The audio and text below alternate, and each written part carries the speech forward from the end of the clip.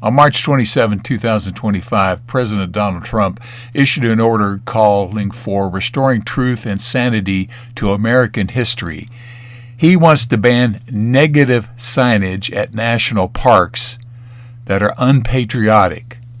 Signs should show our extraordinary heritage, consistent progress toward becoming a more perfect union, an unmatched record of advancing liberty, prosperity, and human flourishing. Yes, all of those things are good, but when you don't want people to know about the negative stuff, that's a problem.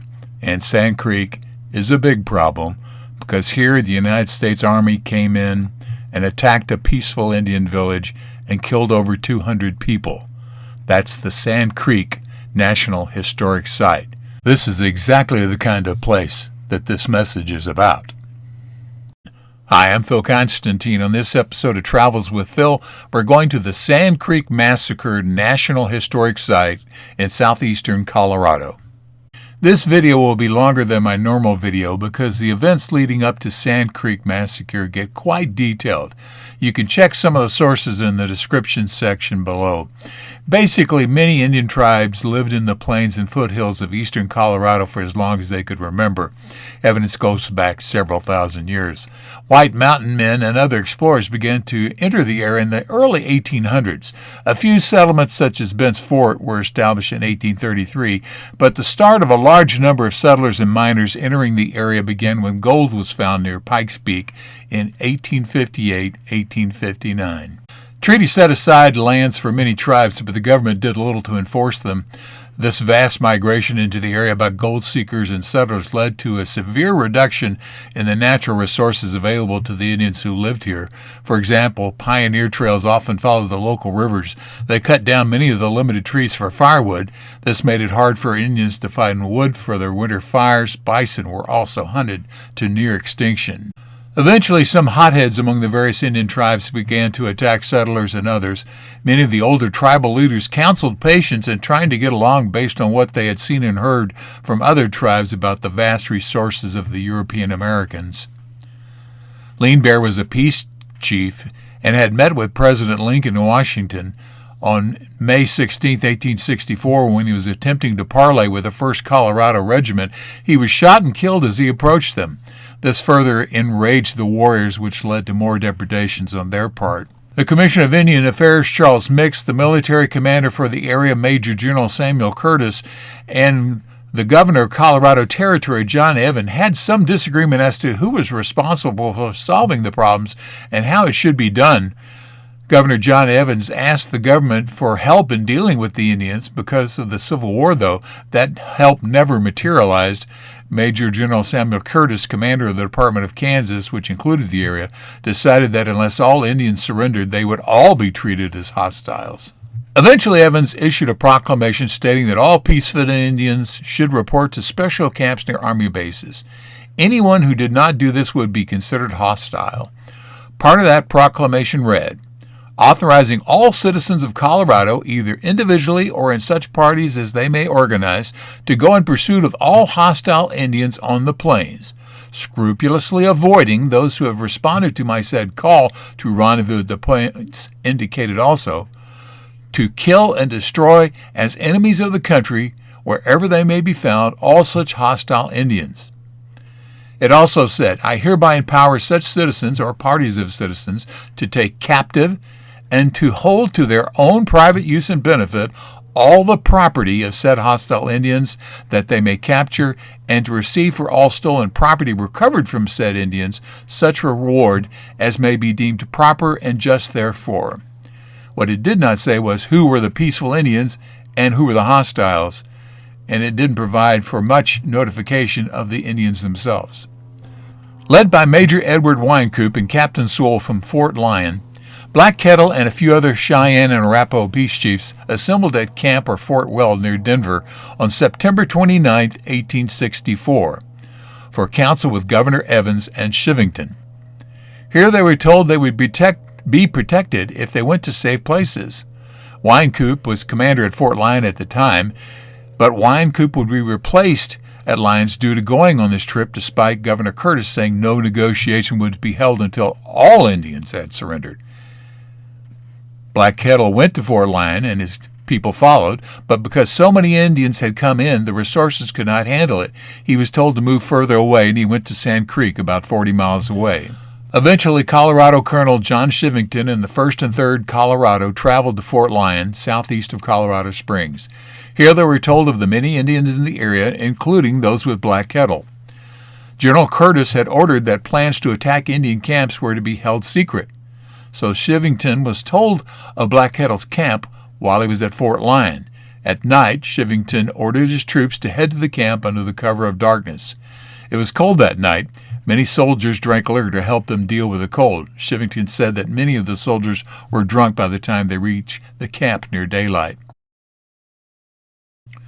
According to the testimony of Indian agent and interpreter John S. Smith, who was staying with the Indians at the time, even though Chivington knew who Black Kettle was and he led a peaceful group, the soldiers attacked the village on November 29, 1864. The village was mostly inhabited by women, children, and older men. The younger men were out hunting for food. Black Kettle raised a white flag and American flag over his lodge because he was told this was how to identify his village as being peaceful. The soldiers attacked anyway.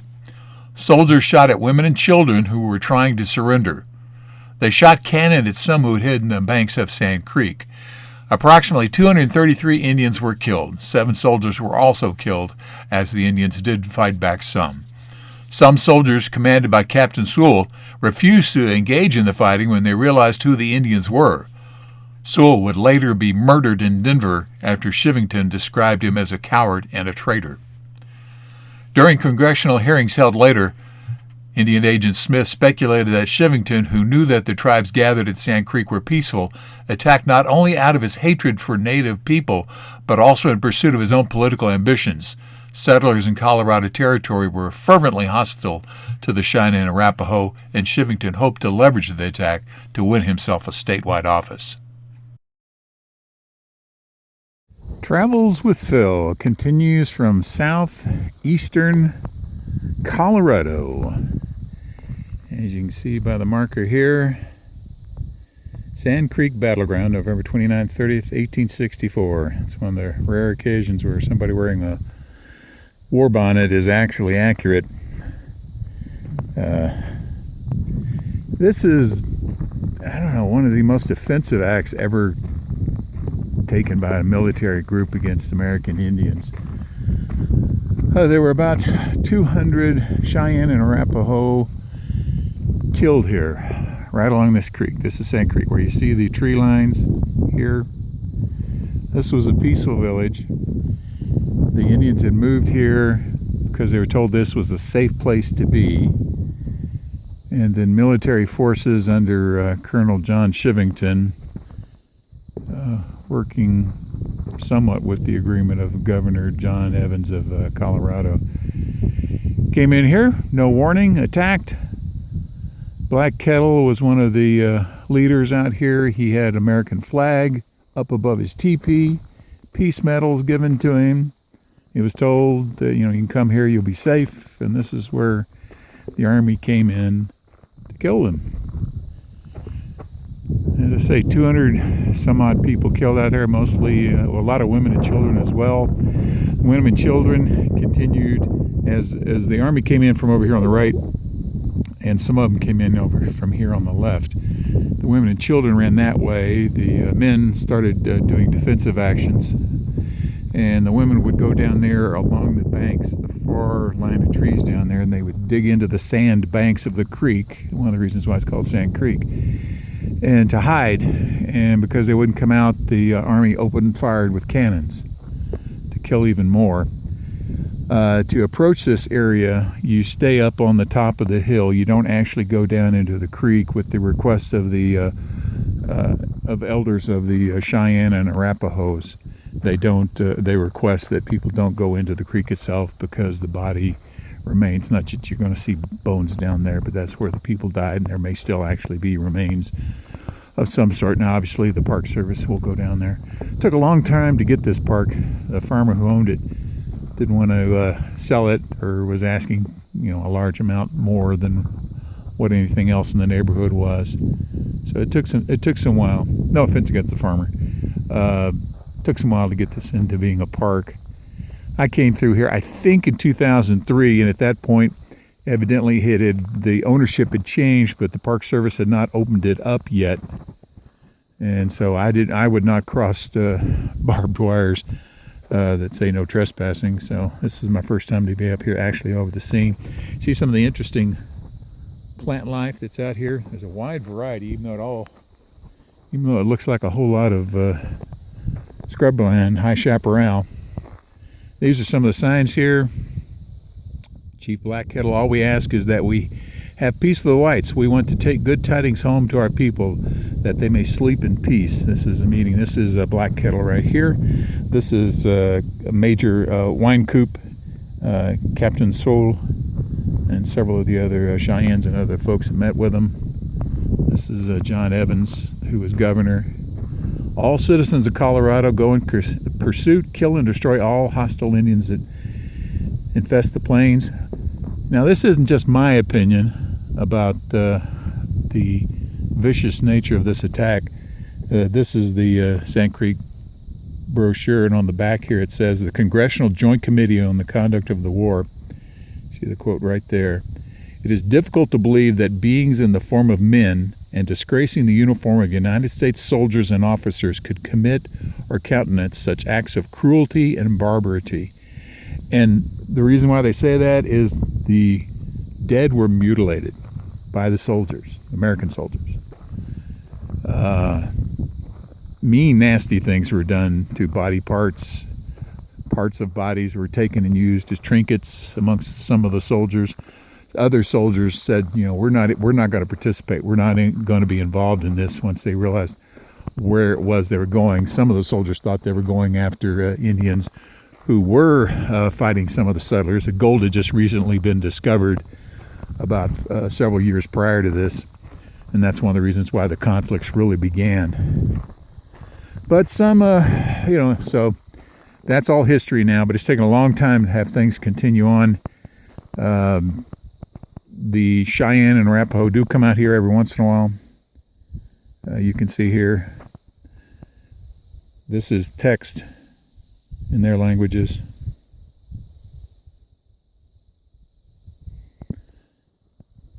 So, right here. June 2nd, 2008, the first burial of human remains from the Sand Creek Massacre occurred in this area. It is anticipated additional remains and objects from the massacre will be interred here in the future. So, a sacred site and atrocities committed here as well.